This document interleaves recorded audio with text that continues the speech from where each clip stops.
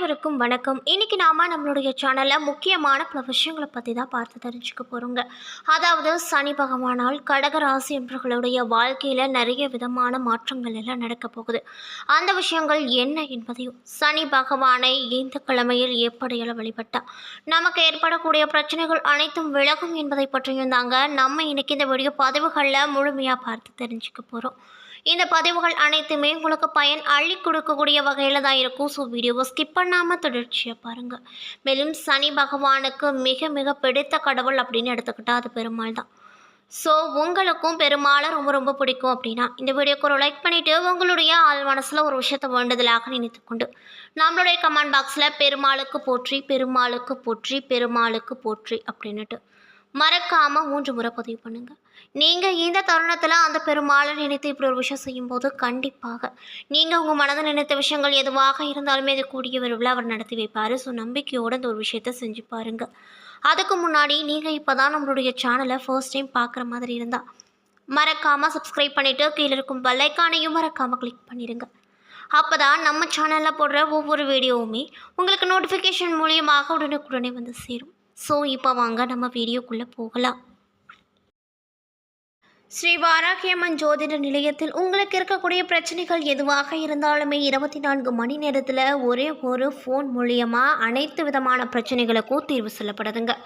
மேலும் கணவன் மனைவி பிரச்சனை, மன அழுத்தம், உறவில் சிக்கல், வியாபார பிரச்சனை, செவ்வாய் தோஷத்தால் ஏற்படக்கூடிய பிரச்சனைகள், மாமியார் மருமகள் பிரச்சனைகள், பண வரவு, ஜனவசியம், காதல் விவகாரம், பிரிந்த காதலர்கள் பிரச்சனை அப்படின்னு சொல்லிட்டு எந்த மாதிரி பிரச்சனைகளாக இருந்தாலும் உடனடியாக தீர்வு சொல்லப்படுது.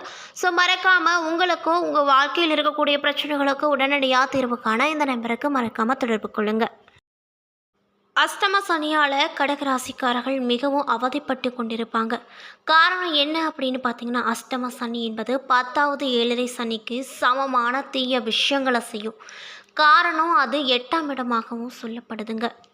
மேலும் அஷ்டம சனியால் படாத பாடு பட்டு கொண்டிருக்கக்கூடிய கடக ராசிக்காரங்க செல்ல வேண்டிய ஆலயங்கள் என்ன என்பதை பற்றி இந்த வீடியோ பதிவுகளில் நம்ம முழுமையாக பார்த்து தெரிஞ்சுக்கலாங்க. இந்த பதிவுகள் அனைத்துமே உங்களுக்கு பயன் அள்ளி கொடுக்கக்கூடிய வகையில் தான் இருக்கும். ஸோ வீடியோவை ஸ்கிப் பண்ணாமல் தொடர்ச்சியாக பாருங்கள். 8வது இடமானது நஷ்டம், சேதாரம், அவமானம், கடன், நோய், வழக்கு, எதிரி, பகை, விபத்து, அறுவை சிகிச்சை, தண்டனை உள்ளிட்ட விஷயங்கள் தரக்கூடிய இடமாக இருக்குது. 8ஆம் இடத்தினுடைய இன்னொரு குணம் என்னவென்றால் பேராசை, ஆழம் தெரியாமல் இறங்கிவிட்டு மாட்டிக்கொண்டு விழித்து கொண்டு நிற்பது. இது கடக லக்னத்திற்கு பொருந்தும். மேலும் இந்த காலகட்டத்தில் கடகராசி அன்பர்கள் வீடு கட்டியிருப்பாங்க, மேலும் சொத்து வாங்கியிருப்பாங்க. இருப்பினும் கூட அவங்க இன்னொரு பக்கத்தில் மிக அதிதீவிரமான போராட்டத்தை சந்தித்து கொண்டிருப்பாங்க. இதன் காரணமாக அவர்களுக்கு மன அழுத்தம் இருந்திருக்கும். மேலும் இப்படி பலவிதமான கஷ்டங்களை தரும் அஷ்டம சனியிலிருந்து தப்பிக்க நாம் செல்ல வேண்டிய கோவில்களை பார்க்கலாம். சிலர் பேர் அஷ்டம சனி வந்த உடனே அன்னதானம் வழங்குவது, திருநள்ளாறு சென்று சனி பகவானை வழிபடுவது, வாயிலா ஜீவன்களுக்கு உணவளிப்பது, மௌன விரதம் இருப்பது உள்ளிட்ட பலவிதமான செயல்களில் ஈடுபடுவாங்க. இருப்பினும் கூட அவர்கள் கஷ்டப்பட்டு கொண்டுதான் இருக்கிறாங்க. இதில் நீங்கள் ஒரு விஷயத்தை மிகவும் உன்னிப்பாக கவனிக்க வேண்டும். நீங்கள் இந்த விஷயங்களை எல்லாம் செய்யும்போது அதற்கான பலன் நிச்சயமாக உங்களுக்கு கிடைக்க போகும் அப்படின்னே சொல்லலாங்க. எந்த நோய்க்கு எந்த மருந்து கொடுக்க வேண்டும் என்ற ஒரு விதிமுறை இருக்கிறது அல்லவா? அந்த விதிமுறைப்படி நாம் செயல்பட வேண்டும். கடக ராசி விபரீத ராஜயோக ராசி என்று அழைக்கிறோம். அதற்கு காரணம் இருக்குது. கடக ராசியை நீங்கள் லக்னமாக பாவித்து கொள்ளுங்கள். மேலும் அந்த ராசிக்கு 12க்கு உடைய புதனுடைய நட்சத்திரம் ஆயில்யம் அங்கே இருக்கும். ராசிக்கு 8க்குடைய சனி நட்சத்திரம் பூசம் அங்கே இருக்கும். அந்த ராசிக்கு 6ஆம் இடத்திற்கு உடைய குரு பகவான் உடைய நட்சத்திரம் புனர்பூசம் நட்சத்திரமும் அங்கே இருக்கும். இங்கு 6, 8, 12 ஆகிய இடங்களுக்கு உடைய அதிபதிகள் தொடர்பு கொண்டிருக்கிறார்கள். ஆகையால் தான் இந்த ராசி விபரீத ராஜயோகம் பெற்ற ராசி என்று அழைக்கிறாங்க. இந்த அஷ்டம சனியில் இருந்து உங்களை நீங்கள் பாதுகாத்து கொள்ள கும்பகோண நகரில் இருக்கக்கூடிய சோமேஸ்வரர் கோவிலுக்கு சனிக்கிழமை என்று செல்லுங்க. மேலும் அங்கு வழிபாட்டை முடித்துவிட்டு அதே நாளில் திருக்கண்டியூர் அரசாபா விமோசனம் பெருமாள் கோவிலுக்கு செல்லுங்க. தொடர்ந்து சிவாஞ்சியம் வாஞ்சிநாத சுவாமி கோவிலுக்கு சென்று வழிபடுங்க. மேலும் இந்த கோவில்களுக்கு செல்லும் நீங்கள் அங்கு 11 விளக்குகளை ஏற்றி பயபக்தியோடு வழிபடுங்க அப்படின்னு சொல்லப்படுதுங்க. அது மட்டும் இல்லாமல் சனிக்கிழமைகளில் சாயா புத்திரன் சனி பகவானுக்கு விரதம் இருந்தார். அவரின் அருளால் சனி தோஷத்தின் தாக்கம் குறையும் என்பது நம்பிக்கையாக இருக்குது. சனிக்கிழமை நாட்களில் சாயா புத்திரன் சனி பகவானுக்கு விரதம் இருப்பதால் நிறைய விதமான மாற்றங்கள் நம்மளுடைய வாழ்க்கையில் கிடைக்கும் அப்படின்னு சொல்லப்படுதுங்க. மேலும் அவருக்கு எந்தவித விரதம் இருப்பது, என்ன செய்தால் அவரின் கோபத்திற்கு ஆளாகாமல் தப்பிக்கலாம் என்பதை பற்றி இந்த வீடியோவில் பார்த்து தெரிஞ்சுக்கலாங்க. மேலும் சனீஸ்வரருக்கு உகந்த விரதங்களும் அதனை கடைபிடிக்கும் முறைகளும் பார்த்து தெரிஞ்சுக்கலாம். சனி தோஷத்தால் பிடிப்பட்டு இருக்கக்கூடிய கடும் துயரத்திற்கு ஆளானவர்கள் சனிக்கிழமைகளில் பூரண உபவாசம் இருந்து சனி பகவானின் வாகனமாக இருக்கக்கூடிய காக்கைக்கும் மற்றும் ஏழை எளியோருக்கும் அன்னதானம் வழங்க வேண்டும். அன்று ஒரு வேளை உணவு எடுத்துக்கொண்டு சனி பகவான் ஸ்தோத்திரங்களை சொல்லி வழிபடலாம்.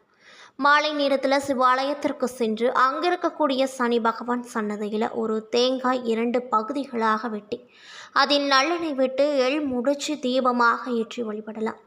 சனிக்கிழமைகளில் சனி பகவானுக்கு நல்லெண்ணெய் கொண்டு அபிஷேகம் செய்து கருப்பு அல்லது நீல நிற ஆடை சாற்றி நெய்வேத்தியமாக எள் சாதம் வடமாலை படைத்து வழிபாடு செய்தால் நல்ல விதமான பலன்கள் நிச்சயமாக கிடைக்கும் அப்படின்னு சொல்லப்படுது.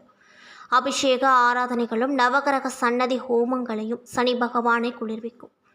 திலசூரணம் அதாவது எள்ளை சுத்தம் செய்து வறுத்து அதில் வெல்லம் ஏலக்காய் பொடி சேர்த்து இடித்து செய்யப்படுவது. இதனை சனிக்கிழமை நாட்களில் வெங்கடேச பெருமாளுக்கும் சனி பகவானுக்கும் படைத்து அனைவருக்கும் விநியோகமும் செய்யலாம். இவை எல்லாவற்றிலும் விட அவர்களது பிறந்த ஜென்ம நட்சத்திர தினத்தன்றோ அல்லது சனி பகவானுடைய பிறந்த நட்சத்திரமான ரோகிணி நட்சத்திரம் அன்றோ ஒவ்வொரு மாதமும் அல்லது ஒவ்வொரு சனிக்கிழமை நாட்களிலும் அர்ச்சனை செய்வது மிக மிக நன்மையான பலன்களை நமக்கு கொடுக்கக்கூடிய வகையில் இருக்கும் அப்படின்னும் சொல்லப்படுகிறது. போல் நாம் ஒரு பழமொழியை கேட்டிருப்போம். சனி கொடுத்தாலும் சரி கெடுத்தாலும் சரி அதை யாராலும் தடுக்க முடியாது. நவகிரகங்களில் மிகவும் முக்கியமான பாவ கிரகமாக கருதப்படும் கூடிய கிரகம் அப்படின்னு எடுத்துட்டா அது சனி கிரகம் தாங்க. அதே போல சனிக்கு நட்பு கிரகங்கள் புதன், சுக்கிரன், ராகு, கேது, சமகிரகம் குரு. பகை கிரகங்கள் சூரியன், சந்திரன், செவ்வாய், பூசம், அனுஷம், உத்திரட்டாதி ஆகிய நட்சத்திரங்களும் சனி அதிபதியார் ஆவார். மேலும் சனி பகவானுக்கு நட்பு கிரகங்கள் அப்படின்னு எடுத்துக்கிட்டா புதன், சுக்கிரன், ராகு, கேது, சமகிரக குரு.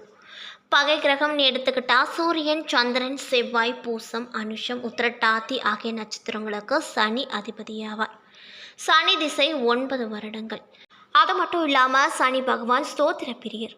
சனி தோஷம் நீங்க சனிக்கிழமை நாட்கள் தோறும் விரதம் இருந்த சனி பகவான் சன்னதியில் 2 அகல் விளக்குகளில் நல்லெண்ணெய் ஊற்றி தீபமிட்டு எள்ளெண்ணும் நெய்வேத்தியம் படைத்து மனமுருக சனி கவசம், சனீஸ்வர அஷ்டோத்திரம் பாராயணம் செய்திடலாம்.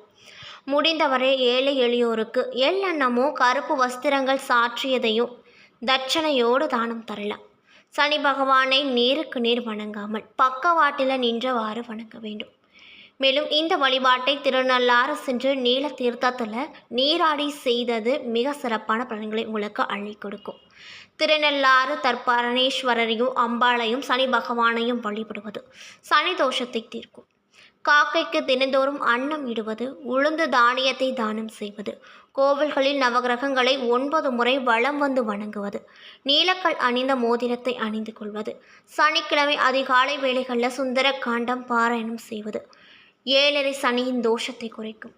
சனி தோஷத்தினால் துன்பங்கள் அதிகமாகும் நேரங்களில் கருப்பு தோல் அகற்றாத முழு உளுந்து தானியத்தை 108 என்ற எண்ணிக்கையில் இரவு தலையணை அடியில் வைத்து உறங்கி பின்னர் காலையில் எழுந்து நீராடி சனி பகவானை 108 முறை வலம் வந்து ஒவ்வொரு வளம் முடிந்தவுடனும் ஒரு உளுந்தை தரையில் இட வேண்டும்.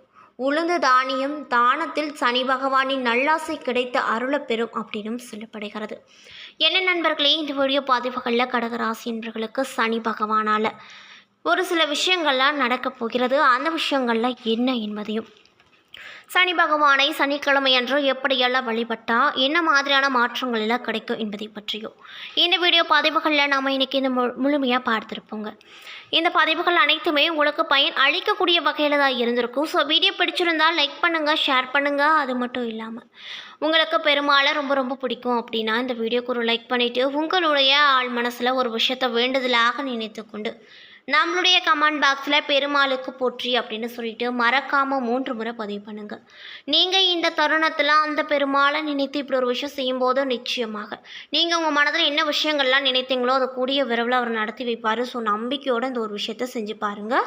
அதுக்கு முன்னாடி நீங்கள் இப்போ தான் நம்மளுடைய சேனலை ஃபர்ஸ்ட் டைம் பார்க்குற மாதிரி இருந்தால் மறக்காமல் சப்ஸ்கிரைப் பண்ணிவிட்டு கீழே இருக்கும் பெல் ஐக்கானையும் மறக்காமல் கிளிக் பண்ணிடுங்க. அப்போ தான் நம்ம சேனலில் போடுற ஒவ்வொரு வீடியோவுமே உங்களுக்கு நோட்டிஃபிகேஷன் மூலியமாக உடனுக்குடனே வந்து சேரும். நன்றி.